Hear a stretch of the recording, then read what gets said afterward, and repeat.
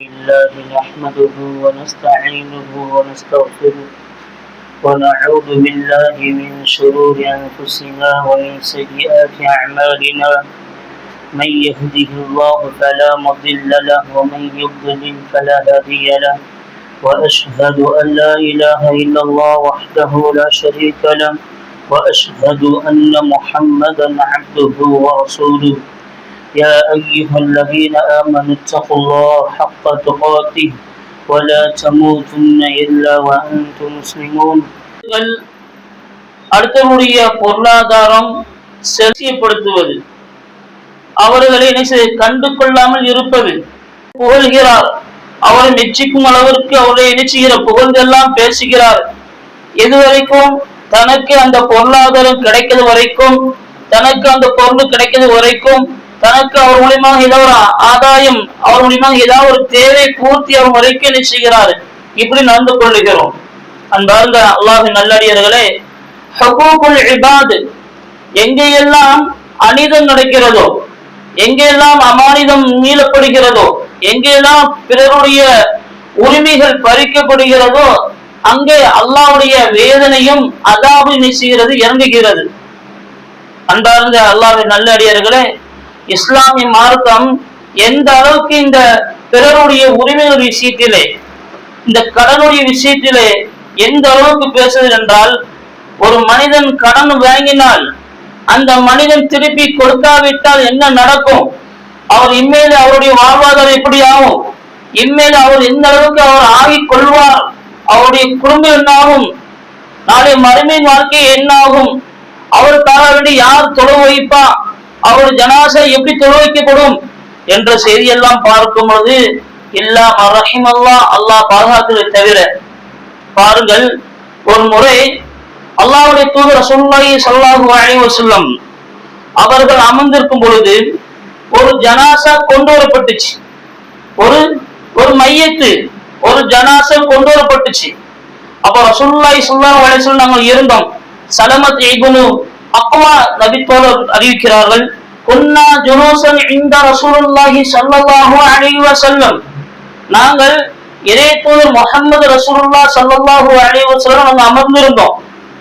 அப்போது நிச்சயது இதா உத்தியதி ஜனாசா, ஒரு ஜனாசா கொண்டு வரப்பட்டுச்சு. அந்த ஜனாசாக்கு ஃபஸல்லி அலைஹா, அல்லாஹ்வுடைய தூதர் ரசூலுல்லாஹி ஸல்லல்லாஹு அலைஹி வஸல்லம் தொழு வைத்தார்கள்.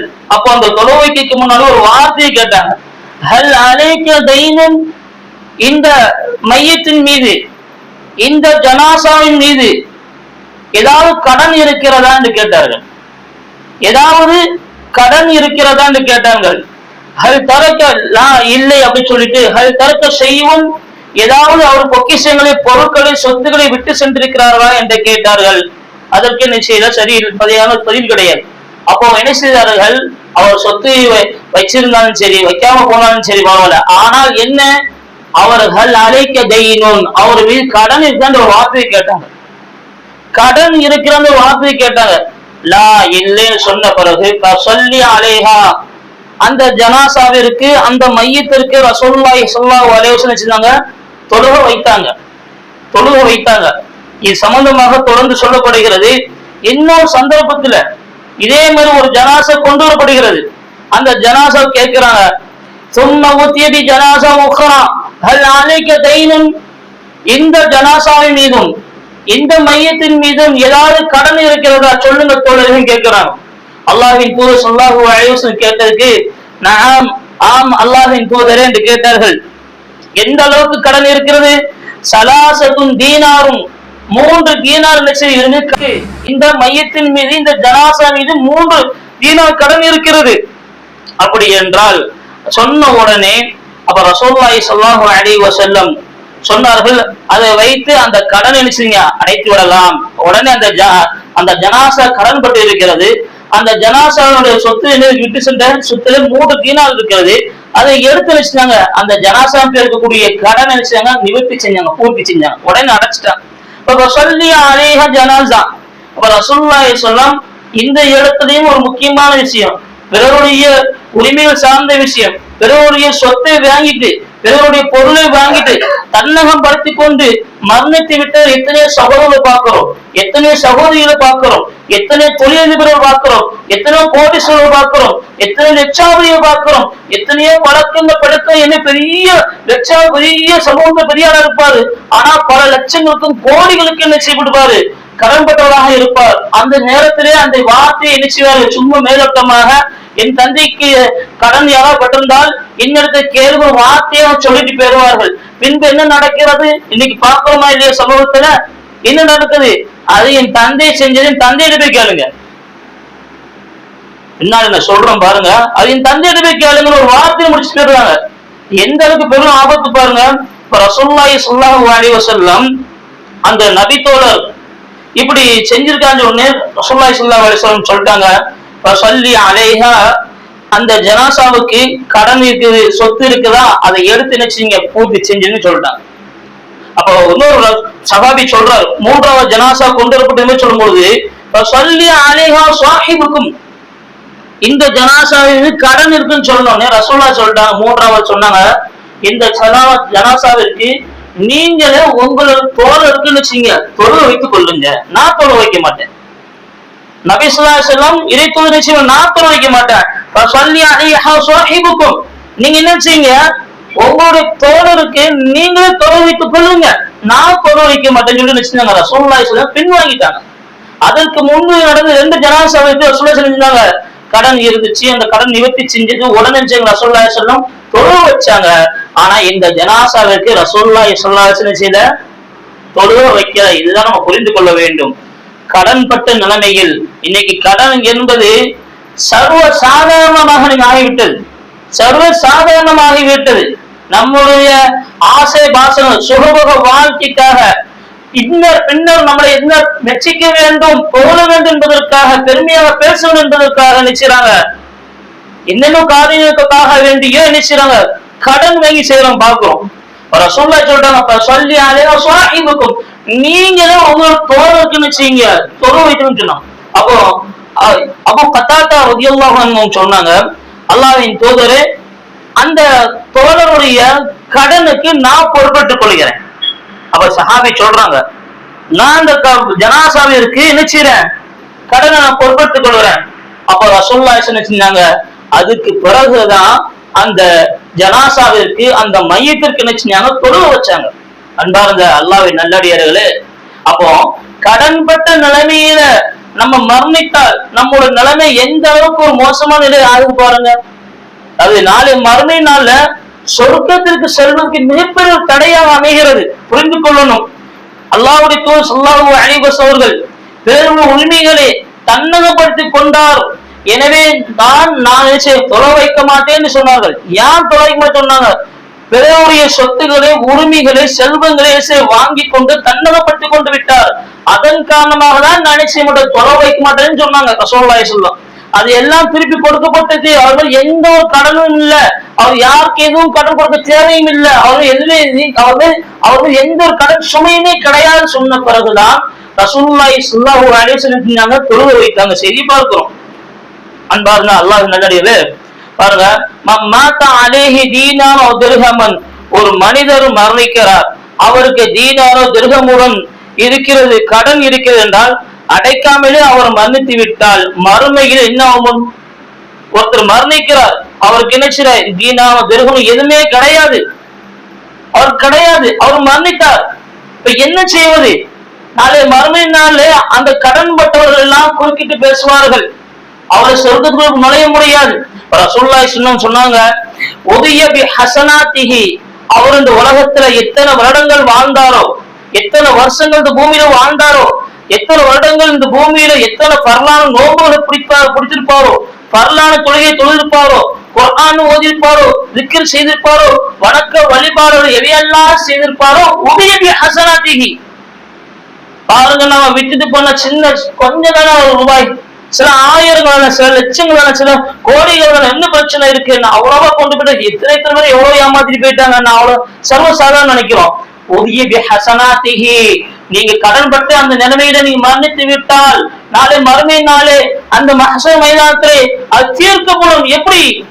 உங்களிடம் இருந்து அந்த நன்மைகள் எல்லாம் புடுங்கி அதெல்லாம் பிடுங்கப்பட்டு யாரெல்லாம் உங்களால் கடன் பட்டார்களோ அவருக்கு எல்லாம் என்ன செய்யும், திருப்பி அந்த கடன் அடைக்கக்கூடிய சூழல் ஏற்படும். வேற என்ன செய்யணும், இவருக்கு எல்லாம் இருக்குமா? எதுவுமே இருக்காது. இவரால் சொர்க்கத்துக்குள்ள போக முடியுமா? யாருக்கு நன்மை இருக்குதோ அவரும் சொர்க்கத்துக்குள்ள போக முடியும். யாருக்கு நன்மைன்னு கூலி கடனா இருக்குதோ அவரால் என்ன செய்ய முடியும், உயர்ந்த பகுதிக்கு உயர்ந்த இடத்துக்கு செல்ல முடியும். இவரால் செல்ல முடியுமா? யோசித்து பாருங்க, கொஞ்சம் சிந்திச்சு பாருங்க. அப்ப கடன் எந்த அளவுக்கு ஒரு முக்கியமான விஷயம். ரசூலுல்லாஹ் சொல்றாங்க, லைஸ சம்ம தீனாவோ திர்ஹமன், மறுமையினால உங்களுடைய காசு பணங்களோ செல்வங்களோ எதுவுமே எந்த பிரயோஜனம் வைக்காது. உங்க திர்ஹமோ அந்த தீனாரோ அந்த ரியால்களோ அந்த டாலரோ எதுவுமே உங்களுக்கு என்ன செய்யாது, மறுமையினால உங்களுக்கு எந்த ஒரு பிரயோஜனம் அளிக்காத சகோதரர்களே அப்படின்னு சொல்றாங்க ரசூலுல்லாஹி ஸல்லல்லாஹு அலைஹி வஸல்லம். அன்பார்ந்த அல்லாஹ்வின் தோழர்களே சகோதரர்களே, பாருங்கள் ரசூலுல்லாஹி ஸல்லல்லாஹு அலைஹி வஸல்லம் அவங்களோட போர்ல கலந்தவங்க, ஈமான் கொண்டு போர்ல கலந்து கொண்டவங்க, ஐவரை தொழக்கூடியவங்க, எல்லா பரலான விஷயங்களும் பேணக்கூடிய நபி தோழர் அவர் கடன் பெற்றிருக்கிறார். என்ன செய்யல, ரசூலுல்லாஹி தொழ வைக்கல. ஈமான் கொண்டு தொழுகையை பேணி நோன்பு எடுத்து குர்ஆனை ஓதி இன்னொரு சபைகளும் கலந்து கொண்டு இந்த மார்க்கத்திற்கான பல யுத்தங்களும் கலந்து கொண்டவர், அவர் சிறிய ஒரு கடன் பட்டன் காரணமாக அப்படிப்பட்ட ஒரு தோழருக்கு கூட ரசூலுல்லாஹி செய்யல, தொழ வைக்கல. ஈமான் கொண்டிருக்காரு, உள்ள இஸ்லாத்தை ஏற்றுக்கிறாரு. இஸ்லாத்தை ஏற்றுக்கொண்டால் அவருக்கு தொழ வைக்கணுமா? கடன் சுமையை யாரும் நீக்காத வரைக்கும் என்ன செய்ய முடியாது, அவர் சொன்னக்குள்ளையும் நுழைய முடியாது. அவருக்கு தொழ வைக்க மாட்டேன்னு ரசூலுல்லாஹி செஞ்சுட்டாங்க, சொல்லிட்டாங்க. அன்பார்ந்த அல்லாஹ்வின் நல்லடியார்கள் சகோதரர்களை யோசித்து பாருங்க. இரண்டு விஷயங்கள் தான்.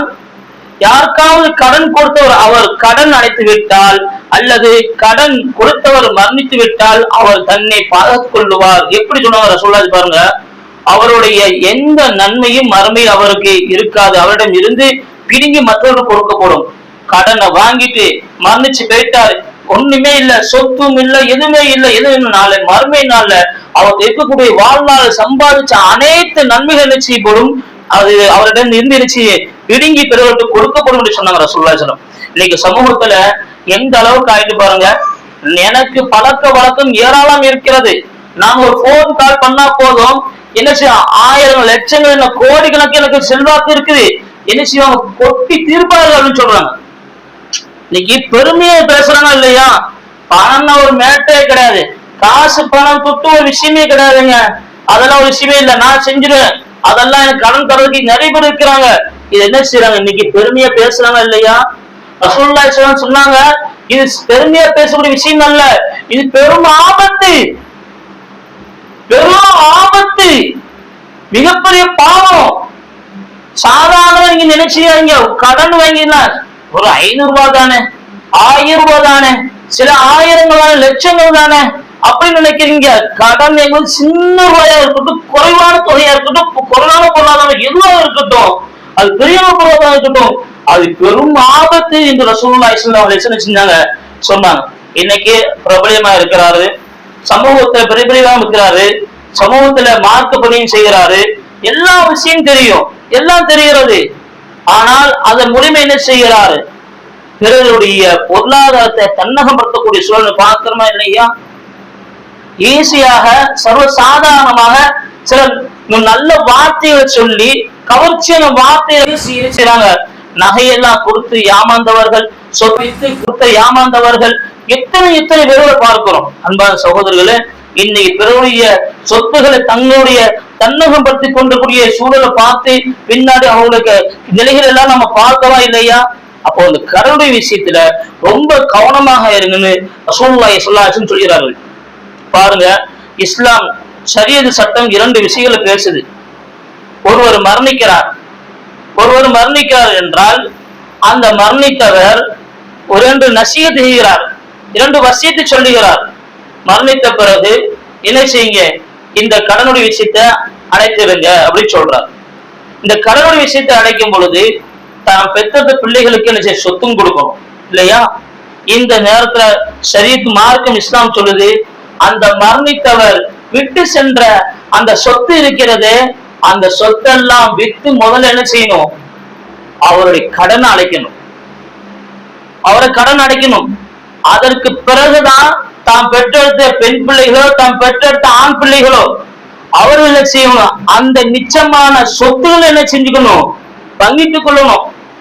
இஸ்லாம் மார்க்கம் ஷரீஅத் இப்படி ஒரு அழகான சட்டத்தை சொல்லுகிறது. காரணம் என்ன?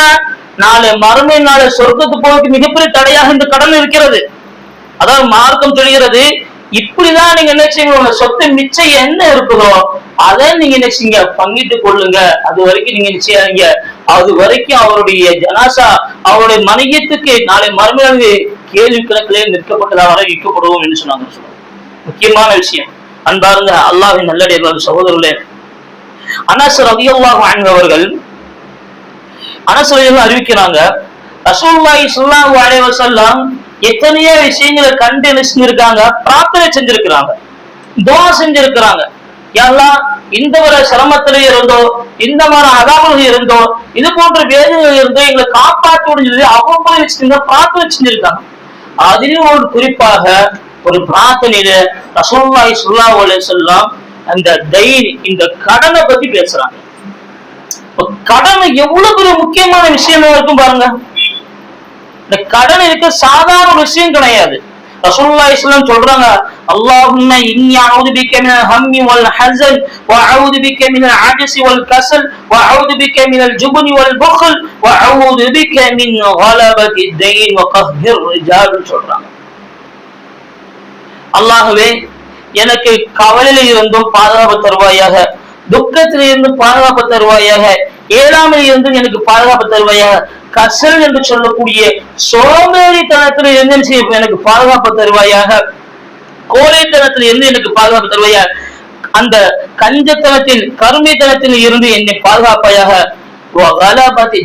சொன்னாங்க. கடன் சுமையில இருந்து என்ன செய்ய எனக்கு பாதுகாப்பு தருவாயாக, பிறர் என் மீது என்ன செய்து தன்னிடம் பெற்றுக் கொள்வதை, பிறர் என் மீது என்ன செய்து அவர்களை அடக்கிக் கொள்ளக்கூடிய விஷயத்திலிருந்து என்னை பாதுகாப்பாயாக என்று ரசூலுல்லாஹி ஸல்லல்லாஹு அலைஹி வஸல்லம் இவ்வளவு பெரிய துஆ சொல்லும் பொழுது ரசூலுல்லாஹி ஸல்லல்லாஹு அலைஹி வஸல்லம் தைன் சொல்றாங்க. அப்போ அந்த தைன் இருக்கிறத, இந்த கடன் இருக்கிறத ஒரு சாதாரண பொருட்டாக நம்ம எடுத்துக்கொள்ளவே கூடாது. இந்த துஆவிற்கு இப்னு கய்யிம் ஜௌஸி ரஹ்மஹுல்லாஹ் என்ன செய்றாங்கன்னா விளக்கம் சொல்றாங்க. இந்த ஹதீஸ், இந்த துஆவுக்கு விளக்கம் சொல்றாங்க. மா தഖல ஹம்மு தைன் கல்பன் இல்லா அذهب من العقل ما لا يعود اليه அப்படிங்கறாங்க. என்ன வார்த்தை?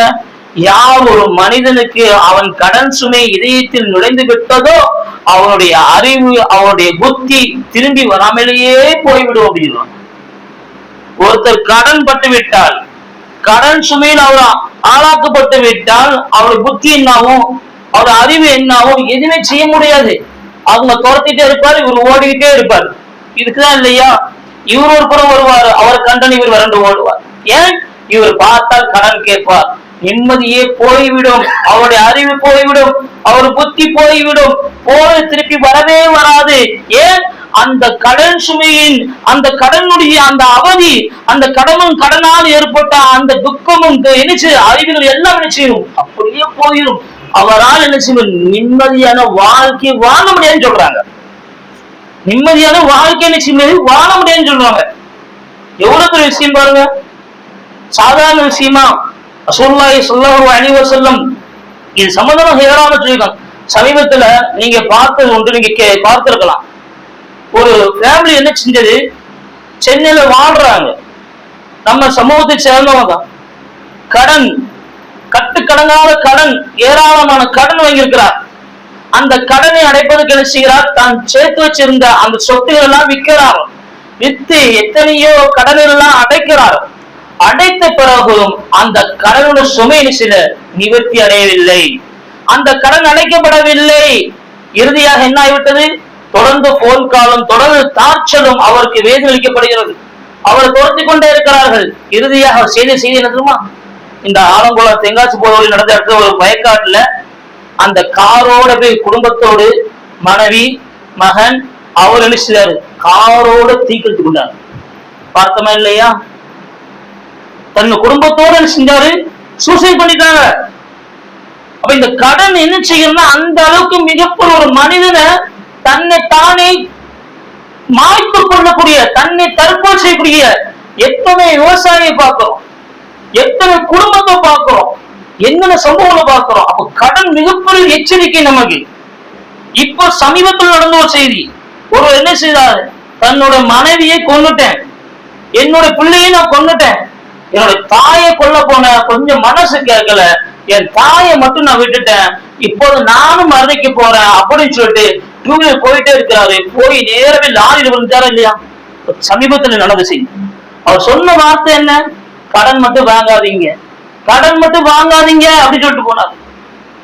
இன்னைக்கு சர்வ சாதாரணமாக இந்த கடனுடைய விஷயத்துல, இந்த பிறருடைய உரிமையுடைய விஷயத்துல, பிறருடைய பொருளுடைய விஷயத்துல இன்னைக்கு எவ்வளவு அலட்சிய போக்காக இருக்கிறோம், எவ்வளவு விஷயமா சாதாரணமா இருக்கும். பிறருடைய சொத்தை வாங்கிட்டு, பிறருடைய செல்வத்தை வாங்கிட்டு அதை தன்னகப்படுத்தி கொண்டு எப்படி நம்ம ஒரு வாழ்க்கையை வாழ்ந்து கொண்டு இருக்கிறோம். இன்னைக்கு எந்தெந்த முறையெல்லாம் இன்னைக்கு என்ன செய்கிறது, கடன் என்ன செய்கிறது, வருது. இஎம்ஐன்னு சொல்றாங்க, என்ன செய்யறாங்க, இஎம்ஐ கட்டிட்டு இருக்கிறோம். வீட்டுக்கு தேவையான விளம்பரம் போடுறான், உடனே வீட்டுக்கு தேவையான பொருட்கள்லாம் இன்னைக்கு வாங்கி குமிக்கிறாங்க இல்லையா? அந்த பொருள் இந்த பொருள் எல்லாம் இஎம்ஐ, அதுல இஎம்ஐ, இதெல்லாம் இஎம்ஐ, எல்லாம் கெட்டி கொண்டு இருக்கிறாங்க இல்லையா? இப்படி எல்லாம் இன்னைக்கு நடக்கிற சூழல் பாக்குறோமா இல்ல? இதெல்லாம் கடன். இந்த கடனை விட்டு நினைச்சீங்க நவத்துங்க போதுமென்ற மனத்தோடு நீங்க வாழுங்கன்னு சொல்ற ரசூலுல்லாஹி சொல்லும். ஒரு முறை முஹம்மது இப்னு ஜஹ்ஷ் ரலியல்லாஹு அன்ஹு அவங்க என்ன செய்றாங்க, அறிவிப்பு செய்றாங்க. குன்னா ஜுலூசன் இன்த ரசூலுல்லாஹி ஸல்லல்லாஹு அலைஹி வஸல்லம், நாங்க நபி ஸல்லல்லாஹு அலைஹி வஸல்லம் உட்கார்ந்து இருந்தோம். இப்போ ரசூலுல்லாஹி ஸல்லல்லாஹு அலைஹி வஸல்லம் எந்த அளவுக்கு அவங்க பயந்து கொண்டாங்க பாருங்க. ஃபரஃபா ரஅஸஹு இல ஸமா, தங்களுடைய முகத்தை என்ன செய்றாங்க, வானத்தை நோக்கி பார்க்கறாங்க, தலையை உயர்த்தி பார்க்கறாங்க. தலையை உயர்த்தி பார்த்துட்டு சும்மா வதஅ ராஹதஹு அலா ஜபஹதிஹி, அவங்க என்ன செய்றாங்க, ரசூலுல்லாஹி ஸல்லல்லாஹு அலைஹி வஸல்லம் தன்னுடைய கையை கொண்டு இப்படி நெத்தியில கை வைக்கிறாங்க, இப்படி நெத்தியில கை வைக்கிறாங்க. வானத்தை பார்க்கறாங்க, திருப்பி என்ன செய்றாங்க, நெத்தியில கையை வைக்கிறாங்க. இன்னைக்கு நமக்கும் ஏதாவது ஒரு பிரச்சனையோ, ஏதாவது ஒரு துன்பத்திலேயோ, ஏதாவது நெருக்கடியில மாட்டிக்க வேண்டோம், ஏதாவது மிஸ் பண்ணிட்டோம், எவ்வளவு பொருளாதாரம் ஏதோ மிஸ் ஆயிடுச்சு, ஏதாவது நினைச்சோம், அல்லாவே விட்டுட்டோமே, மிஸ் ஆயிட்டு நெத்தியில அடிப்போமா இல்லையா? யதார்த்தமா கை நிச்சயம் இப்படி ஆயிட்டேன்னு சொல்லி அடிப்போமா இல்லையா? ரசூலுல்லாஹி ஸல்லல்லாஹு அலைஹி வஸல்லம் வானத்தை பார்த்துட்டு நெத்தியில கை வச்சு நிக்கிறாங்க. அப்போ ரசூலுல்லாஹி சொல்றாங்க, சுப்ஹானல்லதி சுப்ஹானல்லாஹ் சுப்ஹானல்லாஹ் சுப்ஹானல்லாஹ் மாதா நுஸில மின் தஷ்ஹீத் மாதா நுஸில மின் தஷ்ஹீத், மூன்று முறை இந்த வார்த்தை சொல்றாங்க. என் மீது மிக கடுமையாக இறக்கப்பட்டு இருக்கிறது, என் மீது மிக கடுமையாக இறக்கப்பட்டு இருக்கிற வார்த்தை ரசூலுல்லாஹி சொல்லிட்டு இருக்கிறாங்க. அப்ப ரசூலுல்லாஹி கேட்கிறாங்க, பலம்மா கானமே கதம், மறுநாள் சஹாபி எல்லா சஹாபுக்கும் கேட்கிறாங்க, அல்லாஹ்வின் தூதரே மாஹாதா தஷ்ஹீத் நுஸிலல்லதி கேட்கிறாங்க, என்ன அப்படி நடந்தது? அப்போ உங்க மீது அப்படி என்ன கடமையாக மிக கடுமையாக இறக்கப்பட்டது, மிக கடுமையாக இறக்கப்பட்டது என்ன அப்படின்னு கேட்டாங்க. அப்ப ரசூலுல்லாஹி சொன்னாங்க, வல்லதி قال والذي نفسي بيده, என் உயிர் எவன் கைவசம் இருக்கிறதோ அவன் மீது சத்தியமாக, لو ان رجلا قتل في سبيل الله ثم وحي ثم قتل ثم وحي ثم قتل ثم وحي ثم قتل, ரசூலுல்லாஹி சொன்னாங்க. என்ன வார்த்தை பாருங்க. ஒரு மனிதர் என்ன செய்கிறார், அவர் அல்லாஹ்வின் பார்த்து போர்ல கலந்து கொள்கிறார், கலந்து கொள்கிறார், கொல்லப்படுகிறார், பின்பு உயிர் கொடுக்கப்படுகிறது, பின்பும் கொல்லப்படுகிறார், பின்பு உயிர் கொடுக்கப்படுகிறது, பின்பும் கொல்லப்படுகிறார், பின்பு உயிர் கொடுக்கப்படுகிறது. ஆனா அவருக்கு என்ன விஷயம், அவர் மீது என்னது, அவர் மீது அலைஹி தைன், அவர் மீது என்ன இருக்குது, கடன் இருக்குது. எத்தனை முறை இந்த போர்க்களத்தில் அவர் உயிர் பிழைத்து மறுபடியும் கொல்லப்பட்டாலும் சரி, அவர் மீது தைன் இருந்தால் மாதா தഖல அலைஹி பில் ஜன்னah ஹத்தா யுக்தா தைனுஹு, அவருடைய ஜனாசா இருக்கிறது, மையத் இருக்கிறது, அந்த ஜனாசாவுக்கு கடன் இருந்தால் அந்த ஜனாசா நினைச்சு ஒரு காலம் அந்த மையத்தை நினைச்சு அந்த மனிதன் நினைச்சு மாட்டாரு, சோனத்துக்குள் நுழையவே முடியாதுன்னு சொன்னாங்க ரசூலுல்லாஹி. எத்தனை முறை போர்க்களத்துல கலந்து எத்தனை விஷயம் நடக்கட்டும், எங்கனாலும் அந்த மார்க்கத்தில் பெரிய தியாகம் செய்யட்டும், ஆனால் அவர் மீது தைனுஹு கடன் இருக்குமையானால் அவரால் என்ன செய்ய முடியும், மாதா தக்லு ரஜுல், என்ன செய்ய முடியும், ஜன்னா சொர்க்கத்துக்குள்ள நுழையவே முடியாத ரசூலுல்லாஹி சொன்னாங்க. சொர்க்கத்துக்குள்ள நுழைய முடியாது. ஹத்தா யுக்தா தைனுஹு, அந்த கடன் அடைக்கப்படாத வரைக்கும் அந்த மனிதன் என்ன செய்ய முடியும், சோனத்துக்குள் நுழையவே முடியாத செய்தியை ரசூலுல்லாஹி சொன்னாங்க. எவ்வளவு முக்கியமான விஷயம். நம்ம சில ஆயிரங்களை வாங்கியிருப்போம், சில சொத்துக்களை வாங்கியிருப்போம், அவருக்கு வாங்கிட்டு என்ன சொல்லுவோம், என்ன வார்த்தை சொன்ன, நம்ம எல்லாம் திருப்பி கொடுத்து அவர் வாழணும் அவசியமா? அவர்கிட்ட எவ்வளவு பொருளாதாரம் இருக்கு, எவ்வளவு லட்சாதிபதி, எவ்வளவு சொத்துக்கு அதிபதி, எவ்வளவு பெரிய கோடீஸ்வரர், அவர் எவ்வளவு பெரிய தொழிலதிபர், திருப்பி கொடுமா?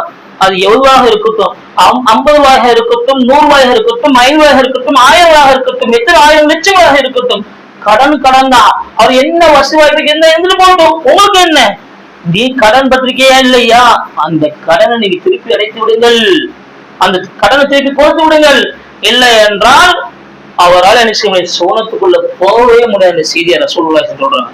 எனவே அன்பார்ந்த அல்லாஹ் நல்லடியார் அந்த சகோதரர்களே சகோதரிகளே, இந்த கடன் விஷயத்துல மிகுந்த கவலையும் எச்சரிக்கையோடு இருக்க வேண்டும். அல்லாஹ் சுப்ஹானஹு வ தஆலா இது போன்ற நிலைமைகளை நம்ம பாதுகாப்பானாங்க.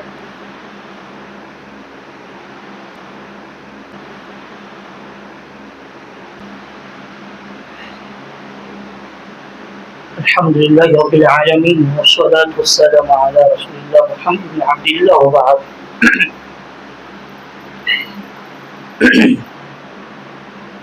ரசூலுல்லாஹி ஸல்லல்லாஹு அலைஹி வஸல்லம் சொன்னார்கள், மன் அகத அம்வாலன் நாஸ் யுரீது அதா அப்படின்னு சொன்னாங்க. யார் ஒருவர் தேவைக்கு கடன் வாங்கி கொடுத்து விடுவேன் என்று எண்ணம் இருக்கிறதோ அல்லாஹ் அவருக்கு என்ன செய்யணும், உதவி செய்யணும். அத்தல்லாஹ், அல்லாஹ் என்ன செய்யறான், ஒருவருக்கு தேவை இருக்கு, ஒருவருக்கு முக்கியமான தேவை இருக்குது, இப்போ பொருளாதார நெருக்கடி இருக்கு, வீட்டுல இல்ல, அக்கப்பக்கம் இல்ல, கேட்கணும் அவசியம் இருக்கு, ஆனா தேவைக்கு கடன் என்பது எந்த தப்பும் கிடையாது, எந்த தப்பும் கிடையாது. அப்ப தேவைக்கு கடன் வாங்கிட்டு அந்த கடனை அவருக்கு என்ன இருக்கிறது, திருப்பி கொடுத்துடுவேன் என்ற எண்ணம் இருக்கும் பொழுது அந்த கடனுக்கு யார் பொறுப்பேற்றுக் கொள்கிறார்? அல்லாஹ் பொறுப்பேற்றுக் கொள்கிறான். அல்லாஹ் என்ன செய்கிறான், அந்த கடனை திருப்பி கொடுக்கிறதுக்கான வசதி வாய்ப்பில் அவருக்கு ஏற்படுத்தி கொடுப்பான்னு ரசூலுல்லாஹி சொன்னாங்க. அன்பார்ந்த அல்லாஹ்வின் நல்லடியார்களே சகோதர சகோதரிகளே, யோசித்து பாருங்க, இன்னைக்கு என்னென்ன விஷயங்களுக்கெல்லாம் இன்னைக்கு கடன் வாங்கப்படுகிறது, எதுக்கெல்லாம் கடன் வாங்கப்படுது? திருமணத்துக்கு வாங்கப்படுகிறது, வீட்டுல சில முக்கியமான விஷயங்கள் நிகழ்ச்சிக்கு எதுக்காக வேண்டிய விஷயம் வாங்கப்படுகிறது. வீடு கட்டுறாரு என்றால் ஒரு சூழ்நிலை ஏற்படுது. இப்ப பொருளாதாரம் என்ன செய்ய, ஒரு கடையை திறக்கும் நினைக்கிறாரு, வியாபாரம் நினைக்கிறார், அப்ப பொருளாதார நெருக்கடி வருதுன்னு நினைக்கிறாரு. எல்லாம் வேணும், தப்பே கிடையாது. இன்னைக்கு ஆடம்பரமான வாழ்க்கைக்கு, சுக வாழ்க்கைக்கு, லக்ஸரி வாழ்க்கை, பிறர் என்னை புகழ வேண்டும், பிறருக்காக வேண்டி என்ன செய்யறாங்க, கடனை வாங்கி குமிக்கிறாங்க, கடனை வாங்கி குமிக்கிறாங்க. இறுதியாக தன்னோட ஊரை விட்டு ஓடக்கூடிய சூழ்நிலை ஏற்படுகிறா இல்லையா? பாருங்க. அப்ப இந்த கடன் வாங்காம இருப்பதுக்கு என்ன தீர்வு, இஸ்லாம் என்ன சொல்லுது? பாருங்க, முதல்ல அல்லாஹ்விட துஆ செய்யுங்க. யா அல்லாஹ், கடனை யார் பிறரிடம் எந்த ஒரு சொத்தை சொல்லுவோம் எதுவும் வாங்காத அளவிற்கு என்ன செய்ய வாழ்க்கை நீ போதுமாக்கிட்டா அப்படின்னு. ரெண்டாவது சொல்றாங்க, அல் கனாத், போதும் என்ற மனம் வரணும், போதும் என்ற மனம் வரணும். இந்த மனத்தோட எது கிடைச்சா அல்ஹம்துலில்லாஹ் போதும், பிறரை நீங்க பார்க்காதீங்க, பிறரை நீங்க பார்க்காதீங்க, அதை பார்க்க நிச்சயம் வாழ்க்கை நடக்கவே முடியாது. உங்க வாழ்க்கையில சந்தோஷத்தை நீங்க பார்க்க முடியாது, நிம்மதியை பார்க்க முடியாது. அது கனாத், போதும் என்ற மனத்தோடு இல்லத்தோடு நீங்க வாழுங்க அப்படின்னு சொன்னாங்க இஸ்லாம் வழி. மூன்றாவதாக சொல்றது, இதா நபர அஹதுக்கும் இலா மன் ஃபுத்தில அலைஹி பில் மாலி வல் ஹல் ஃபல்யன்துர் இலா மன் ஹுவ அஸ்ஃபல மின்ஹு. ஒருவரை நீங்க பாக்குறீங்க, செல்வந்தர் நல்ல செழிப்பா இருக்கிறாரு, அழகான தோற்றம் இருக்கு, நல்ல செல்வாக்கு உள்ளவராக இருக்கிறாரு, அவரை பாக்குறீங்க, ஃபல்யன்துர் இலா மன் ஹுவ அஸ்ஃபல மின்ஹு. நீங்க அவரை பார்த்துட்டு, அவருக்கு கொடுக்கக்கூடிய செல்வத்தை பார்த்துட்டு, அவருடைய வசதி வாய்ப்பை பார்த்துட்டு, நானும் அந்த மாதிரிதான் செய்வேன், அதுக்கு என்ன நான் முயற்சி நான் எடுப்பேன், எப்படி கடனாங்க நான் செய்வேன் சொல்லிட்டு நிச்சயங்க நீங்க ஆசைப்படாதீங்கன்னு சொல்றேன். நீங்க ஆசை கொள்ளாதீங்க. இல்லா பல்யங்குர் இலா மன் ஹுவ அஸ்ஃபல மின்ஹு. உங்களுக்கு கீழே உள்ளவங்க பாருங்க, உங்களுக்கு அடுத்தாக உங்களுக்கு கீழே எத்தனை பேர் சிரமப்பட்டு இருக்காங்க, கஷ்டப்பட்டு இருக்கிறாங்க, அவங்க வாழ்க்கையை கொஞ்சம் எண்ணி பாருங்க, சிந்திச்சு பாருங்க. இப்படி எல்லாம் பார்த்தீங்கன்னா கடன் எங்களுடைய சிந்தனையும் உங்களுக்கு என்ன செய்யாது, வரவே வராது. இந்த இஸ்லாம் இது அழகான ஒரு தீர்வு கொடுத்து இல்லாம ரஹிமல்லாம் அல்லாஹ் அழிச்சது தேவையில்லை. இன்னைக்கு இந்த சமூகத்துல வாழும் பொழுது நம்முடைய தாய்மார்கள் எப்படியாவது சில விஷயங்கள் செஞ்சு ஆகணும், அது கடன் வேண்டாம் செஞ்ச வழியே இல்லை. அப்போ என்ன செய்யறாங்க, கணவன்மார்களை தூவி விடுறாங்க. இவர் என்ன செய்யறாரு, எப்படியா செஞ்சு அவங்களுடைய யாரைய கைகால விழுந்து அவரை பேச்சு எல்லாத்தையும் கேட்டு அவருக்கு பணிவெல்லாம் செஞ்சு அசிங்கப்பட்டு என்ன ஆனாலும் சரி அந்த கடனை வாங்கி கொண்டு வந்து கொடுக்குற சூழலை யார் ஏற்படுத்துறாங்க, இன்னைக்கு முஸ்லிம் சமூகத்துடைய தாய்மார்கள் ஏற்படுத்துறாங்க. அப்படி ஒரு அவசியம் நமக்கு இருக்கிறதா, அப்படி ஒரு அவசியம் தேவையா? அப்படி ஒரு நிலைமை அவர்கள் தன்னுடைய கணவன் மரணித்து விட்டால் நம்மகிட்ட கொடுத்து என்ன இருக்கிறது? யாரா யோசிக்கிறோமா பாருங்க. இன்னைக்கு எத்தனை எல்லா பெண்களையும் சொல்லல, எத்தனையோ பெண்கள் வச்சிருந்தாங்க மோசமான கணவரா இருப்பாரு, அவரை அப்படி இருந்து தட்டி எடுத்து அவரை வச்சு நல்ல நிலைமை கொண்டு வச்சு அப்ப தாய்மார்களும் இருக்கிறாங்க. அதே சமயத்துல கணவன்மார்களை கொஞ்சம் கூட சரியான முறை சிந்திக்க நினைச்சுறாங்க. எப்படியாவது கடன் வாங்கியாவது என்ன செய்யும் தெரியும், எனக்கு செஞ்சே ஆகணும், என் பிள்ளைக்கு நீ செஞ்சே ஆகணும், என் பிள்ளை ஒரு பிள்ளைதான் 2 பிள்ளைதான், எப்படியா செஞ்சே ஆகணும், எப்படியா நல்லா இருக்கணும் அப்படின்னு சொல்லி கடன் வாங்கி கொண்டுங்கிறாங்க. இந்த கடன் கொடுத்தது இதுவே வாழ்க்கை வரவே கூடாது. போதும் என்ற எண்ணத்தோடு வாழக்கூடிய சூழல் இருக்கிறேன். கணவன் கஷ்டப்படுற, நம்மளால என்ன முடியுமோ அந்த உதவி பண்ணுங்க. எனக்கு பிறகு யாருக்கிட்டையும் கடன் மட்டும் நீங்க வாங்கிடுவாங்க. அப்படி கடன் என்கிட்ட தேவைப்பட்டுச்சா, தேவைக்கு அந்த சந்தர்ப்பத்துக்கு எவ்வளவு தோணுமோ மிக குறைவாக வாங்கி திருப்பி கொடுக்கக்கூடிய சூழலை எண்ணத்தோடு இருக்க ஒரு சூழல் நம்ம பார்த்துக்கணும். இஸ்லாம் மார்க்க இவ்வளவு வலியுறுத்தி பேசுறது. எனவே அன்பார்ந்த அல்லாஹ் நல்லடியார் சகோதரர்களே, தேவைக்கு நம்முடைய கடனை வாங்கிக் கொள்வோம். அதே போன்று அந்த கடன் திருப்பி கொடுக்கக்கூடிய எண்ணத்தோடு இருக்கும்போது அல்லாஹ் நமக்கு உதவி செய்யறான். இது போன்ற அதிகமாக கடன்களை வாங்கி குவித்துக் கொண்டு எத்தனை செய்திகள் எல்லாம் இன்னைக்கு பார்க்கிறோம், எவ்வளவு காட்சிகளை பார்க்கிறோம், இதையெல்லாம் பார்க்கிறோம். இத்தனை விஷயங்களும் செய்திகளை பார்த்த பிறகும் கூட நம்ம என்ன செய்யறோம்னா இதை அலட்சியமாக பிறருடைய பொறுப்புகள் சொத்துக்களை அவங்களுடைய எல்லா விஷயங்களையும் தன்னகப்படுத்திக் கொண்டு மரணிக்கக்கூடிய சூழலை தலைவர் பார்க்கும். இது போன்ற நிலைமையில அல்லாஹ் சுப்ஹானஹு வ தஆலா எந்த ஒரு சூழலுக்கு ஆக்கியிருக்கிறது அதுக்கு நம்ம என்ன செய்ய முயற்சி செஞ்சிடக்கூடாது, பக்கமும் போயிடக்கூடாது. இது போன்ற நிலைமையில் அல்லாஹ் சுப்ஹானஹு வ தஆலா அனைவரும் பாதுகாப்பானாங்க. அப்போது ஹதா அஸ்தக்ஃபிருல்லாஹ் லி வ லக்கும் ஹதா இன்தி வ இன்தல்லாஹ் இன்னல்லாஹு கஃபூருர் ரஹீம்.